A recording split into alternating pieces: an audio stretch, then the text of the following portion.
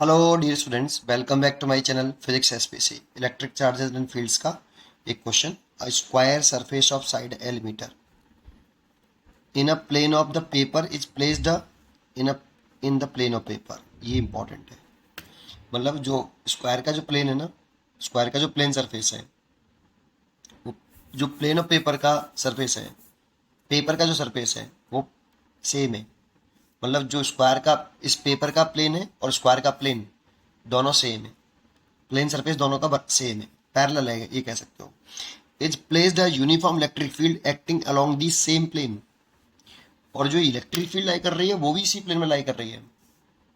इसी प्लेन में, पेपर वाले प्लेन में इलेक्ट्रिक फील्ड भी है, और स्क्वायर का जो प्लेन है वो भी इस पेपर का जो प्लेन है वही है, सेम है। ठीक है, इंपॉर्टेंट।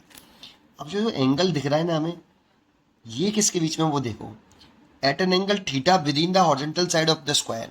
लेकिन ये इलेक्ट्रिक फील्ड इस साइड के साथ, ये हॉरिजॉन्टल से थीटा एंगल बना रही है, साइड से बना रही है। लेकिन जो स्क्वायर का जो प्लेन है ना, उसके तो ये इलेक्ट्रिक फील्ड पैरेलल है।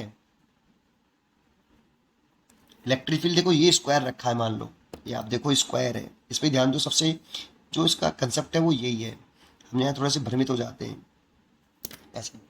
ये स्क्वायर का प्लेन, जो प्लेन ऑफ पेपर है वही स्क्वायर का प्लेन है। इलेक्ट्रिक फील्ड ऐसे रखा है। तो मेरे को ये बताओ, इस साइड को मत देखो, आप स्क्वायर के प्लेन सरफेस को देखो। स्क्वायर के प्लेन के ये इलेक्ट्रिक फील्ड कैसा है, पैरेलल। यहाँ जो इलेक्ट्रिक फील्ड है ये पैरेलल है plane of square, plane of square.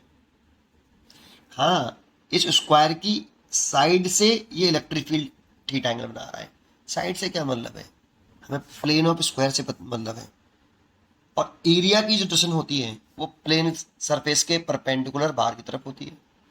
तो इस स्क्वायर का जो एरिया की डिस्टेंस होगी वो इसके प्लेन के, स्क्वायर के प्लेन सरफेस के परपेंडिकुलर बाहर होगी या अंदर होगी। 2D सरफेस है ना ये, और 2D में या तो बाहर बना देते हैं सरफेस के, या दूसरी साइड में बना सकते हैं।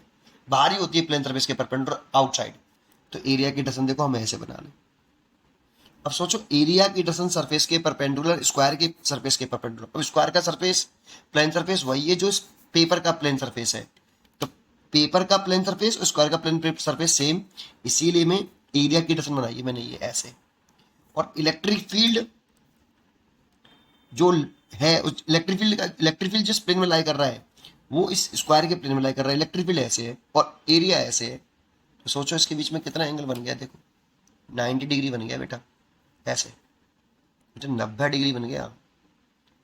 मोस्टली बच्चा इस एंगल को देखता है भाई। प्लेन के अगर इलेक्ट्रिक फील्ड प्लेन के पैरेलल, और एरिया, एरिया इसी प्लेन के, direction of area, direction of area perpendicular plane of square, plane of square.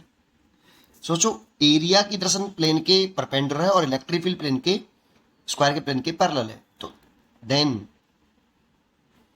Theta, जो किसके बीच में, एंगल बिटवीन, थीटा ना के, थीटा डैश के लेता हूं क्योंकि थीटा तो ये दे रखा है। Angle between E and the direction of area, direction of area, ये कितना हो गया, 90 डिग्री। इस एंगल से मेरे को कोई लेना देना नहीं है। मेरे को जब इलेक्ट्रिक फ्लक्स निकालते हैं फाई बराबर, और ये तब फॉर्मूला होता है जब इलेक्ट्रिक फील्ड कांस्टेंट हो, ई अगर कैसा हो कांस्टेंट, तो यहाँ इलेक्ट्रिक फील्ड का मैग्नीट्यूड कांस्टेंट है और डायरेक्शन भी कांस्टेंट है। तो ये फॉर्मूला लिखते हैं ई ए कॉस थीटा। और यहाँ जो थीटा होता है उसके नाम पे ध्यान दो। थीटा में कुछ नहीं रखा है कि थीटा, ये वाला थीटा मत रख लेना बेटा। थीटा का नेम इंपॉर्टेंट होता है। यहाँ थीटा की जगह पे अल्फा बीटा गामा सीटा जो लिखना है वो लिख लो, बट नेम इंपॉर्टेंट हो चाहिए कि यहाँ पे जो भी एंगल आए वो ई और डायरेक्शन ऑफ एरिया के बीच में आए। और ई की डायरेक्शन है जो है वो प्लेन के पैरेलल है, और एरिया की डायरेक्शन प्लेन के परपेंडिकुलर है। तो ई और एरिया की डायरेक्शन के बीच में एंगल 90 डिग्री आएगा।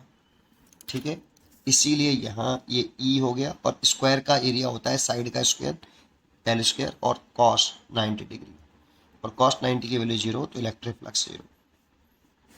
इसलिए इसका आंसर आएगा ए। कंफ्यूज मत होना, इस मोस्टली बच्चे इसको टिक लेते हैं, थीटा एंगल दे रखा है, क्योंकि वो इस थीटा के नेम पर कॉन्सेंट्रेट ना करके थीटा पर कॉन्सेंट्रेट करते हैं। थीटा का सिंबल इंपॉर्टेंट कभी नहीं होता है यहाँ पे कि थीटा, थीटा अल्फा बीटा गीटा सीटा जो लिखना है लिखिए, पर सिंबल कुछ भी बनाइए, बट जो भी यहाँ एंगल लिखेंगे उसके नेम पे ध्यान रखिए कि किसके बिटवीन एंगल लिखना है। और एंगल लिखना होता है angle between direction of electric field and direction of area. और एरिया की डायरेक्शन हमेशा जो आपका स्क्वायर है, स्क्वायर जो भी सरफेस दे रखा है, प्लेन सरफेस दे रखा है, उस प्लेन सरफेस के परपेंडिकुलर आउटसाइड होता है।